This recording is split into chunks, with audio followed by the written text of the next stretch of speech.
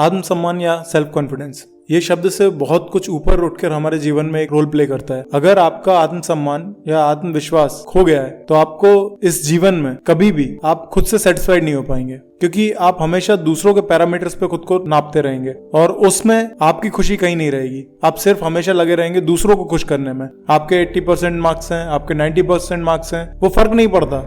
फर्क पड़ता है कि उसके लिए आपने कितनी मेहनत की थी, जो सिर्फ आप जानते हैं। बट सामने वाला जब आपको ये बोल के टोक देता है कि उस इंसान के परसेंटेज या मार्क्स आपसे ज्यादा आए, कहीं ना कहीं आप अपना आत्मविश्वास, आत्मसम्मान खो देते हैं और कंपैरिजन के जोन में चले जाते हैं। तो आज मैं ऐसे ही कुछ इंपॉर्टेंट पॉइंट्स के बारे में बात करने वाला हूँ जिनसे कि आप अपना खोया हुआ आत्मविश्वास वापस ला सकते हैं। तो पहला जो सबसे इंपॉर्टेंट पॉइंट है वो है हमारा फाउंडेशन, हमारा एजुकेशन सिस्टम। बचपन से ही हमारा एजुकेशन सिस्टम इस तरह डिजाइन किया गया है, बचपन से ही हमारा मापदंड हमेशा परसेंटेज के आधार पर होता है। अगर आप पढ़ाई में बहुत अच्छे हैं और आप घंटों पढ़ाई करते हैं लेकिन आपके परसेंटेज फिर भी कम आते हैं, तो कहीं ना कहीं आप बहुत ही ज्यादा दुखी हो जाते हैं और आपका आत्मविश्वास खोने लगता है। धीरे धीरे आप दूसरों से खुद को कंपैरिजन करने लगते हैं। आप उन ब्रिलियंट स्टूडेंट से खुद को कंपेयर करते हैं जिनके 90 या 95 मार्क्स आ रहे होते हैं और आपके उनसे बहुत ही कम तो नहीं, लेकिन हाँ, आप 80 या 85 को भी बहुत कम आंकने लगते हैं। तो ऐसे में बचपन से ही आप अपने आप को दूसरों से कंपैरिजन करके अपना आत्मविश्वास, आत्मसम्मान खोने लगते हैं और हमेशा दूसरों को ब्रिलियंट समझने लगते हैं। हो सकता है आपके परसेंटेज दूसरों से कम हो, लेकिन रियल लाइफ में जब आप आएंगे तो आपके परसेंटेज, आपके मार्क्स कोई मैटर नहीं करते।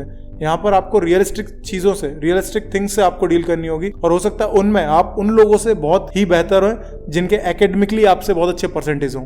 अगर आज आप दुनिया के सबसे सक्सेसफुल पीपल को देखेंगे तो हो सकता है वो एकेडमिकली उतने अच्छे नहीं थे, बट वो हमेशा से ही इनोवेटिव पर्सन थे। वो कभी भी खुद को लेके डल फील नहीं करते थे दूसरों से कंपेयर करके कि नहीं, मैं एकेडमिकली अच्छा नहीं हूँ, मैं क्लास 10 में फेल हो गया या मैं कॉलेज ड्रॉप आउट हूँ। नहीं, उन्होंने कभी भी उस चीज को अपनी कमजोरी नहीं माना। उन्हें पता था उनका माइंड इनोवेटिव है, वो दुनिया से चीजों को अलग सोच सकते हैं, दुनिया से बेहतर कर सकते हैं और आज उन्होंने कहीं ना कहीं दुनिया की रियलिटी बदली है। तो फर्स्ट पॉइंट यही था कि कभी भी किसी से खुद को कंपेयर नहीं करना है, अपने माइंड को हमेशा इनोवेशन की तरफ ध्यान देना है। तो मेरे ख्याल से ये सबसे इंपॉर्टेंट पॉइंट था, बिकॉज यही आपकी फाउंडेशन है और इसी फाउंडेशन के बाद आप रियल दुनिया में निकलते हैं। जहां आप अपना फाउंडेशन इतना वीक रखते हैं कि आपको रियल दुनिया में आने के बाद बहुत प्रॉब्लम होती है। तो प्लीज अपने आप को एकेडमिकली किसी से कंपेयर ना करें, अपने माइंड को हमेशा इनोवेशन की तरफ लेके जाएं।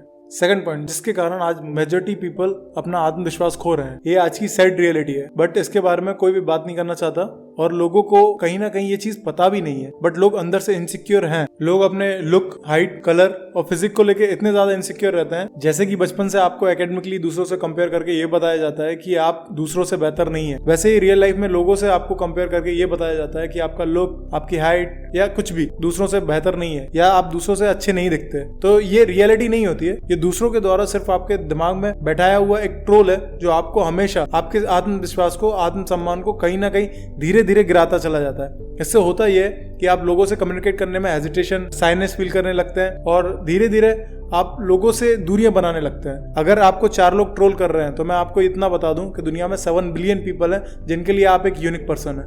तो जब भी कोई भी आपसे मिले और आपको आपके बारे में बताए तो आप इतना याद रखिएगा कि हो सकता है वो इंसान आपको कुछ दिनों से, कुछ महीनों से, कुछ सालों से जानता है, लेकिन आप खुद को पिछले 20 साल से जानते हैं। तो अपनी यूनिकनेस को बरकरार रखिए और यही आपकी रियल आइडेंटिटी है। अगर आप किसी की तरह बनने की कोशिश कर रहे हैं तो आप यकीन मानिए कि आप सिर्फ और सिर्फ उस इंसान के काम से नहीं जुड़ रहे हैं, आप उस काम से होने वाले रिवर्ट से खुद को जोड़ रहे हैं। आपकी हो सकता है उस काम में आपका स्किल हो ही ना, आपका इंटरेस्ट हो ही ना, ऐसे में आप अच्छे परफॉर्म कैसे कर पाएंगे? और जब उस काम से आपको रिजल्ट जनरेट नहीं होंगे तो आप डिमोटिवेट हो जाएंगे। ऐसे में आपका सेल्फ कॉन्फिडेंस काफी गिर जाएगा और आप खुद को हमेशा ही डिमोटिवेट फील करेंगे। तो ऐसे में आपको सिर्फ इतना चाहिए कि आप किसी भी इंसान को देखकर उसके काम से इन्फ्लुएंस ना हो, बल्कि अपनी स्किल जाने कि किस काम में आप बेहतर हैं और वही काम अपने लिए चूज करें।